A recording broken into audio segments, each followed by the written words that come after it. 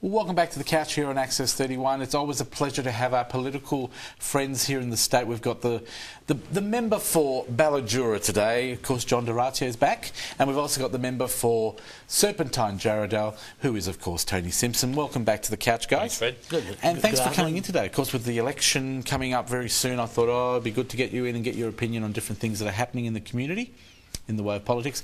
Can I start first with you, John, because I know the passion with you is the daylight saving debate. A couple of weeks ago they were discussing the possibility of doing a referendum after the end of this one. John, do you want to maybe start the discussion? There was no discussion. It was a political stunt by the Liberal Party. They are now worried that at the next election the National Party may use it as a political issue in the country areas and might affect their vote. They tried to bring on the referendum question for next year, which is straight after this period. When we introduced this bill, there was people that opposed it, people that supported it, people that wanted referendums, people who didn't want referendums. The Parliament, by two-thirds majority, in a free vote, decided this compromise, which is a 3-year trial with a referendum. And now we just started this process. We only had one half of a summer. Allow it to go through the processes and stop political grandstanding. In the end, everyone's going to have their say, and whatever the decision, we'll all live with it. Tony Simpson, so what's happened? What's changed?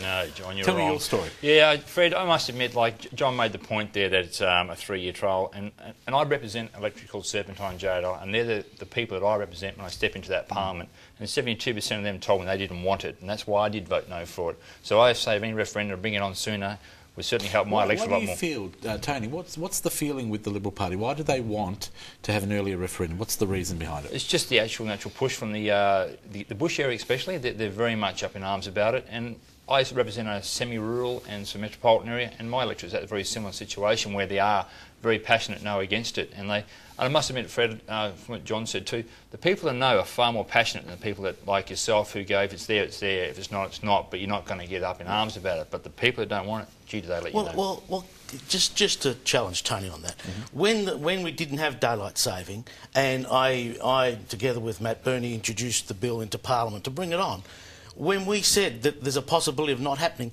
all our emails were jammed. Yes. I had over 8,000 emails in 2 days wanting daylight saving. Now that it's in, people who support it are less vocal. What I'm saying is there are people who strongly oppose it, people who strongly support it. What we as parliamentarians decided was a compromise, a 3-year trial with a referendum, which is fair to everyone. Now let it go through the process. Stop this political grandstanding. I could go out there tomorrow and move that we don't have a referendum.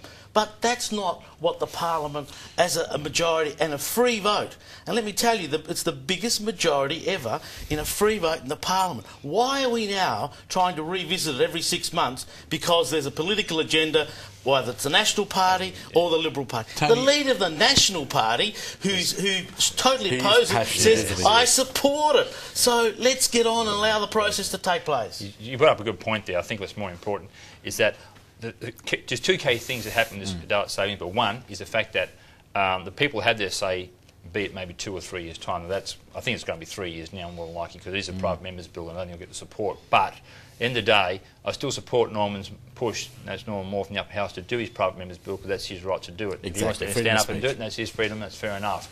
People will have their say, and that's going with the acid test at the end of the day. The biggest fear is, though, is that as we run into the next election, which is the state election, is the 08-09 summer, is the last year of the trial. Yes. Now, I'm going to go out there and show up this government what they haven't done and what we're going to do, but I'm going to get hit by people saying, just daylight saving stuff. I'm going, no, forget about that.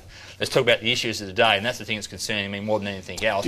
But if the government today gets in and says, referendum, don't worry about it. Leave the thing, just leave it in. Tony, they can do. You're polling with the public. Do you think the public, are they telling you honestly they're supporting it? Majority of people are liking it or not liking it? Fred, I can speak for my electorate, and it's still pretty much strong no.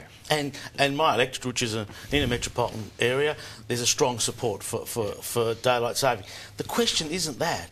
It is that we have now set up a process. Let it go through the process. The argument that Tony's saying, the government might change after the election, is rubbish. It's in legislation. legislation.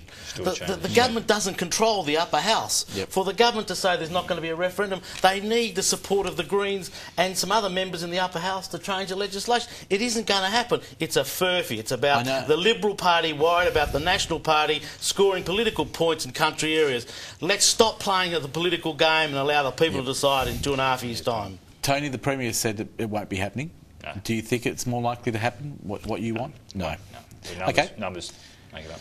But I think it's important that we allow the process to go. I think the freedom of speech is a great thing, and democracy is a great thing in our country. And you know what? You two are both passionate, and you're fantastic politicians because you're very passionate, and I would say very honest on our program, and you speak your heart, and that's a great thing.